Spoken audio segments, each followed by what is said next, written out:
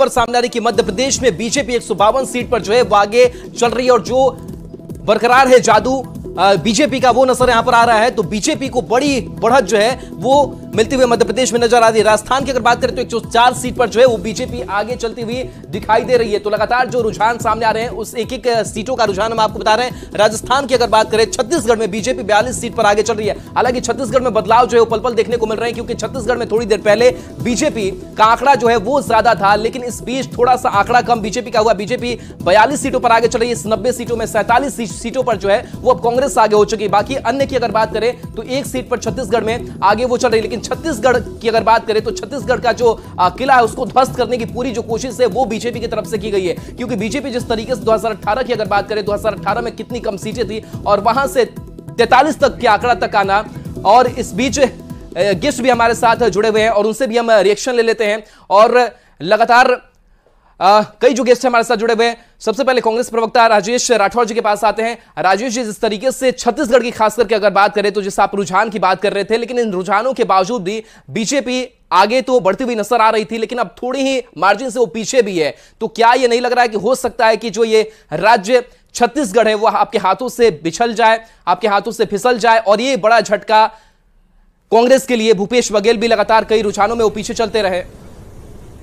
राहुल जी, जैसा आपने बताया, हम सब बता रहे हैं कि 12 बजे तक वो रुझान होगा। हम छत्तीसगढ़ में आगे थे रुझान में, हम फिर पीछे हो गए और फिर आप भाजपा बहुमत के आंकड़े को पार करने लगे रुझानों में। अब तो कांग्रेस बहुमत का आंकड़ा पार कर चुका है रुझानों में।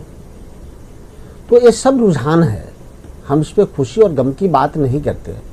हम मानते हैं कि मध्य प्रदेश में बहुत आगे है भाजपा, लेकिन छत्तीसगढ़ का चुनाव परिणाम या अभी जो रुझान है वो तो कंप्लीट कांग्रेस के पक्ष में है। तो चिंता के विषय तो भारतीय जनता पार्टी के लिए है। भारतीय जनता पार्टी के सोचना। और एक सवाल और भी है कि एक तरफ केसरिया रंग दिखाते हैं तो कांग्रेस को ग्रीन कर देते हैं, थोड़ा कांग्रेस को भी तिरंगा दिखा देते तो बड़ा शोभा देता, क्योंकि हम लोगों का तिरंगा है, अगर उनका केसरिया है तो। एक दूसरी बात है कि हम पहले ही कहे कि हम लोग चिंता नहीं करते हैं, चिंतन करते हैं कि लगातार जनता के लिए हम संघर्ष करते थे, करते हैं और करते रहेंगे। जनता के संघर्ष के बीच राजेश राठौर जी, एक बड़ा सवाल, एक बड़ा मुद्दा आपने ये भी बनाया कि अगर हमारी सरकार आती है तो हम कास्ट सेंसस कराएंगे, जातीय गणना कराएंगे, और जिस पर बीजेपी को घेरने की कोशिश लगातार की जाती रही। लेकिन जो जातीय गणना का जो कार्ड आपने फेंका था वो भी कार्ड फेल साबित होता हुआ क्या नजर आया और जनता ने उसके साथ नहीं जुड़ पाई? नहीं, इस बात को हम जातिगत जनगणना देश भर में कराएंगे।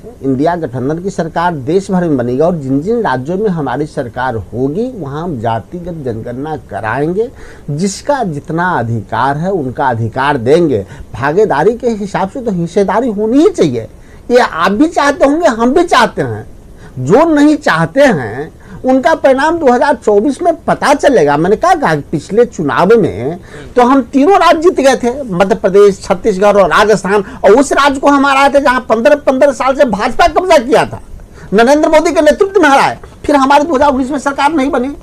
तो अभी के परिणाम को आप 2024 से जोड़िएगा, कतई संभव नहीं है। एक संभव जरूर है कि नरेंद्र मोदी जी से सवाल लोग पूछेगा कि नरेंद्र मोदी जी नए नए वादे राज्यों में कर रहे हैं, तो देश के तो प्रधानमंत्री आप हैं।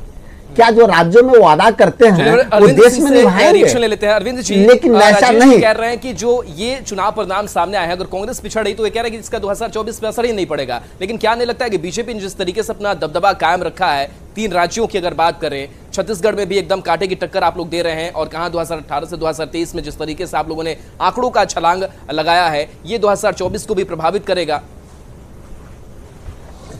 देखिए, इनके पास अब कुछ कहने के लिए बच नहीं गया है। ये जातीय जनगणना पर जब आप इनसे सवाल पूछे तो ये बचते हुए निकल रहे थे। क्यों? इतने साल तक, 50 साल 70 साल तक इनकी सरकार रही और आज भी गरीबी उसी तरह है, बीपीएल की संख्या बढ़ती गई। ये इसका जवाब ये दे पाएंगे? ये जातीय जनगणना क्या है? क्या इनके ऊपर है? जातीय जनगणना तो हम उनके साथ है। बिहार में हमने जातीय जनगणना की हमारी सरकार ने शुरुआत की थी। तो ये सब कह के ये सिर्फ निकलना चाहते हैं। देखिए, देश का जो आम नागरिक है, नौजवान है, एक गरीब है। दिल्ली बीजेपी मुख्यालय की तस्वीर हम आपको दिखाएंगे।